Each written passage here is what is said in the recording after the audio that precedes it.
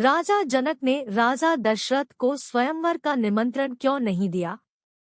ये बात तो हम सभी जानते हैं कि जनकपुरी में जब सीता स्वयंवर का आयोजन हुआ तो राजा जनक ने देश विदेश के राजाओं को निमंत्रित किया, सबको उस स्वयंवर के लिए बुलाया, परंतु राजा दशरथ या अयोध्या के किसी व्यक्ति को स्वयंवर का निमंत्रण नहीं दिया। इसका कारण कोई आपसी बैर नहीं था, अपितु एक ऐसी घटना थी जिससे राजा जनक को डर था कि कहीं फिर से वही हुआ तो क्या होगा। क्यों निमंत्रण नहीं दिया राजा जनक ने राजा दशरथ को? क्या थी वो घटना, आइए जानते हैं कि राजमहल तो क्या आप राज्य की किसी भी महिला, यहाँ तक कि झाड़ू लगाने वाली ही क्यों न हो, उसे भी पतिव्रता ही पाएंगे।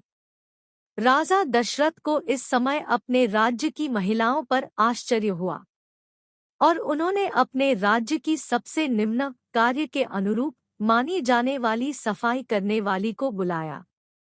उस महिला से राजा दशरथ ने सम्मानपूर्वक पतिव्रता होने के बारे में पूछा तो उस महिला ने स्वीकृति में सिर हिला दिया। तब राजा ने यह दिखाने कर लिए कि अयोध्या का राज्य सबसे उत्तम है, उस महिला को ही राज सम्मान के साथ जनकपुर को भेज दिया। राजा जनक ने उस महिला का पूर्ण राजसी ठाट बाट से स्वागत सम्मान किया। तब राजा ने उस महिला को समस्या बताई, साथ ही ब्राह्मणों द्वारा जो उपाय बताया गया था वो भी बताया। महिला ने राजा को उस कार्य को करने की स्वीकृति दे दी। अगले दिन महिला छलनी लेकर गंगा किनारे गई।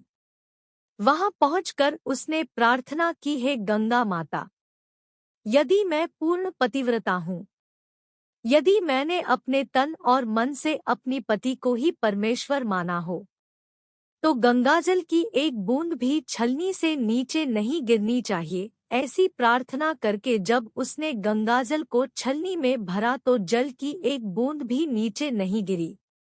यह पवित्र गंगाजल कहीं रास्ते में छलककर नीचे न गिर जाए, यह सोचकर उसने थोड़ा सा गंगाजल नदी में ही गिरा दिया और पानी से भरी छलनी को लेकर राज दरबार में आ पहुंची। राजा और दरबार में उपस्थित सभी नरनारी यह दृश्य देख आश्चर्यचकित रह गए। तब उस महिला को ही उस व्यक्ति की आंखों पर छींटे मारने का अनुरोध किया गया।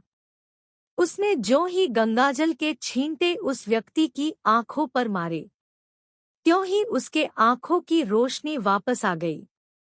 ये देखकर दरबार में उपस्थित लोग बहुत ही प्रसन्न हुए। तब उस महिला को पूरे राज सम्मान के साथ पारितोषिक दिया गया। जब उस महिला ने अपने राज्य को वापस जाने की अनुमति मांगी तो राजा जनक ने अनुमति देते हुए जिज्ञासावश उस महिला से उसकी जाति के बारे में पूछा। तब उस महिला द्वारा बताए जाने पर राजा आश्चर्यचकित हो गए। यही कारण था कि सीता स्वयंवर के समय राजा ने सोचा कि जिस राज्य की सफाई करने वाली इतनी पतिव्रता है तो उसका पति कितना शक्तिशाली होगा। यदि राजा दशरथ ने उसी प्रकार के किसी व्यक्ति को स्वयंवर में भेज दिया और अगर उसने धनुष संधान लिया तो क्या होगा।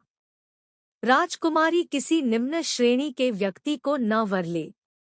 यही सोचकर अयोध्या नरेश राजा जनक ने राजा जनक को निमंत्रण नहीं भेजा, किंतु विधाता की लेखनी को कोई आज तक टाल सका है। वही हुआ जो होना था। अयोध्या के राजकुमार वन में विचरण करते हुए अपने गुरु के साथ जनकपुर पहुंच ही गए तथा धनुष तोड़कर राजकुमार राम ने सुकुमारी सीता का वरण कर ही लिया। मित्रों, अगर आपको कहानी अच्छी लगी हो चैनल को लाइक शेयर सब्सक्राइब जरूर करें। धन्यवाद।